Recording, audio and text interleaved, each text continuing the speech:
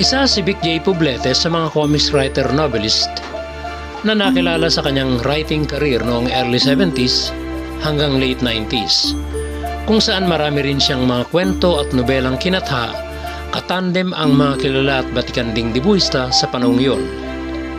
Pero bago ang lahat, alamin muna natin ang ilang tala tungkol sa kanya.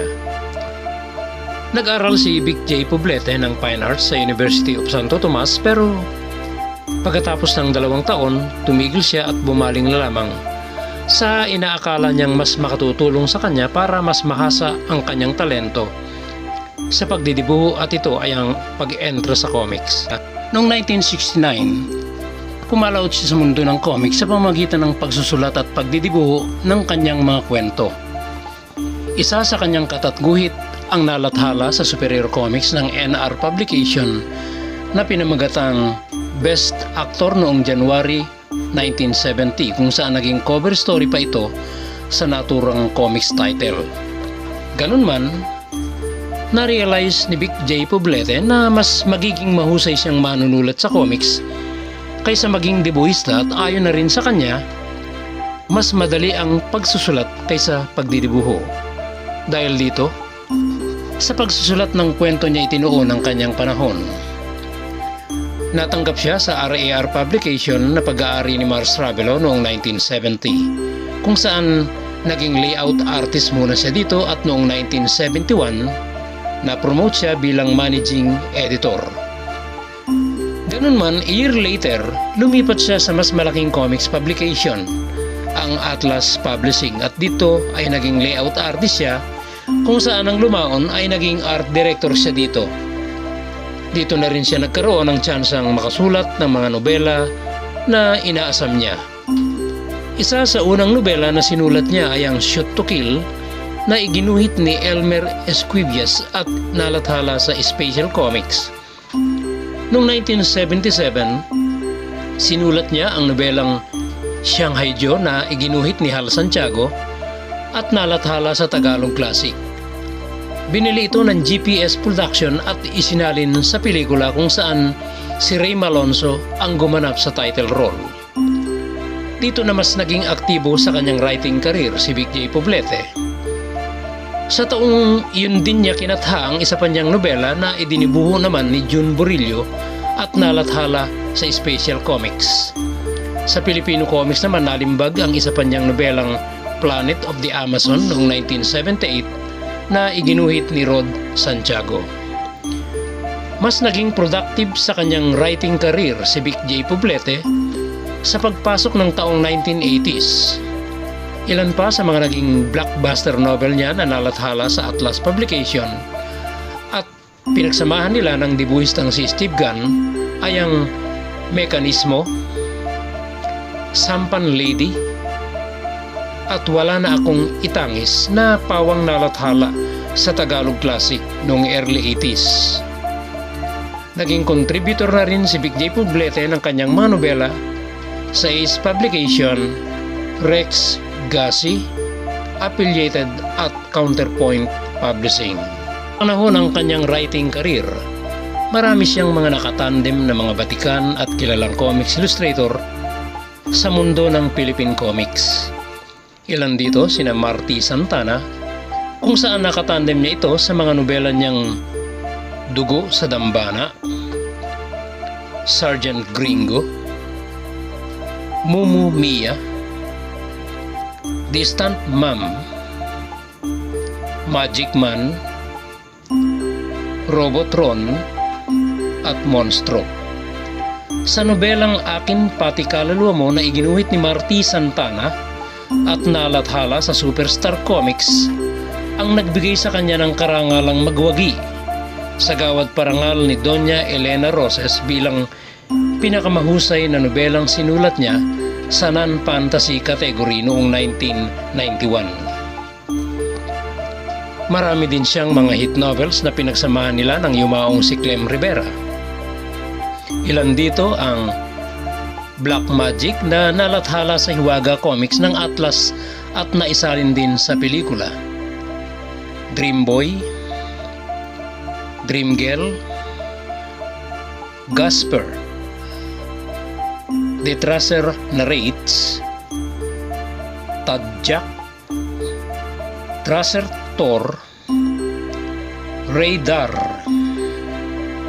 Maddox, Isalvades Boy Shabu, Taramaska, at Double Blade.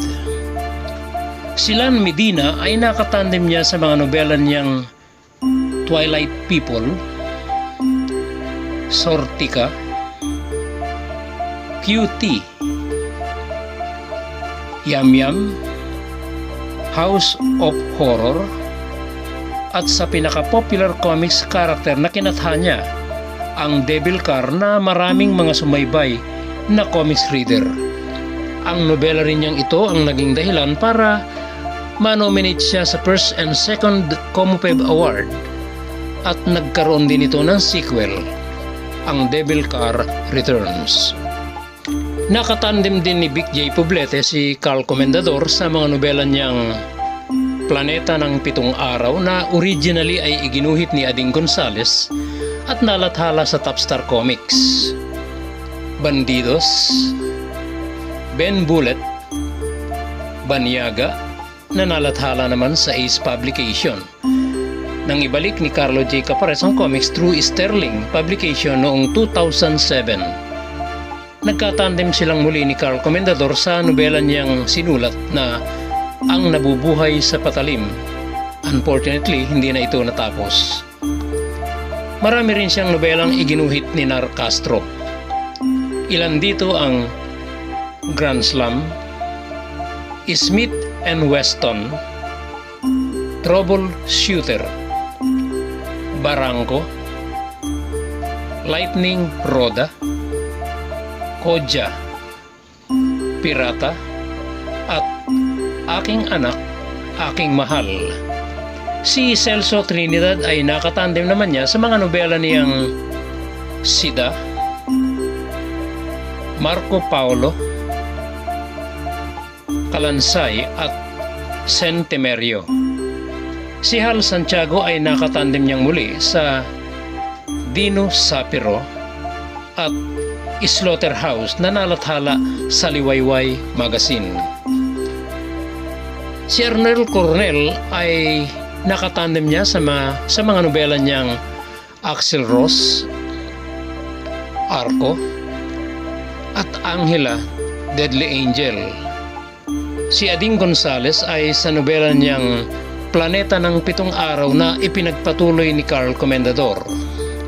Iginuhit din ni Ading Gonzales ang nobela niyang Punglo para kay Padre at Devil Dan, na isinalin sa pelikula at ginampanan ni David Aguila ang title role.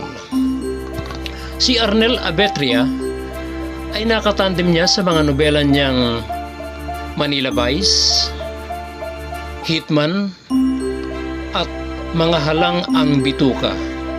Si Vic Catan Jr. ay iginuhit ang nobela niyang Ria, na nalathala sa Marvel Comics ng Rex Publishing. Dadanak ang Dugo at Babasaging Bakal. Si Joey Celerio ay idinibuho ang nobela niyang Poyeyo, Lalaki Bukod Kang Pinagpala, Agaw Buhay, at ang ibinalik na Dream Boy. Si Louis Celerio naman ay iginuhit ang nobela niyang Primus at Inkworld. Si Danny Taberna ay nakatandem niya sa nobela niyang Balora, Totoy Trigger, at Jungaro. Si Rudy Villanueva ay sa Kinesa, Panhouse, at Narcomando. At si Joe Marimongkal naman ay sa kanyang nobelang Tracy Gale, The Crawlers, Team, at Say YX. Marami pang nakatandem na debuhista si Vic Poblete. Sila ay sina Federico Habinal sa nobela niyang Castigo de Dios, si Nestor Malgapo sa Superstar Boy, si Charlie Baldorado sa Tourist Guide, si Abel Laksamana sa Time Bob, si Noli Zamora sa Prika. Muli ay nagkatandem sila ni Jun Borillo sa Matang Pusa na nalathala sa Liwayway Magazine. Nakatandem din niya si Vic Geronimo sa Al Caponebre, si Danny Tolentino sa Sorduray na ipinagpatuloy ni Edgar Bercasio.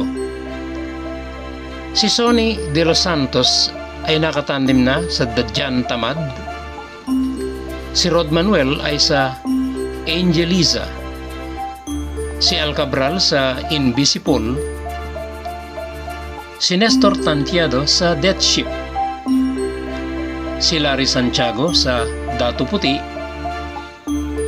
Si Elmo Bondoc sa mga nobela niyang Ang Nabubuhay sa Baril at Kampon. Si Manny Pantaleon ay nakatandem niya sa Death Show. Si Perdi Bambico ay sa nobela niyang Pumili Ka Puso.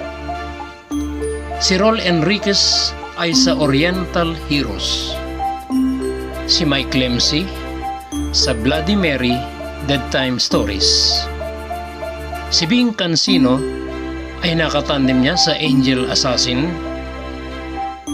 Si Jimmy Flores ay sa Alulong. Si Rick Ancinso ay sa Kapalit ng Aking Buhay. Si Brix Bartolo ay sa kwento niyang Katapat. At si Ray Legaspe sa kwento niyang Maling Mali, Baito at marami pang iba. Ayon kay Vic Poblete, he penned over 200 serialized novels, 100 of short stories at 13 sa kanyang mga sinulat na nobela ang naisalin sa pelikula. Noong 2014, isa siya sa 3 comics writer novelist na pinarangalan ng Comics Guild of the Philippines sa pangunguna ni Joel Wayne Ganibe bilang 2014 Comics Icon Awardee. Siya si Vic J. Poblete, comics writer novelist and the creator of hit novel Devil Car and 2014 KGP Icon Awardee.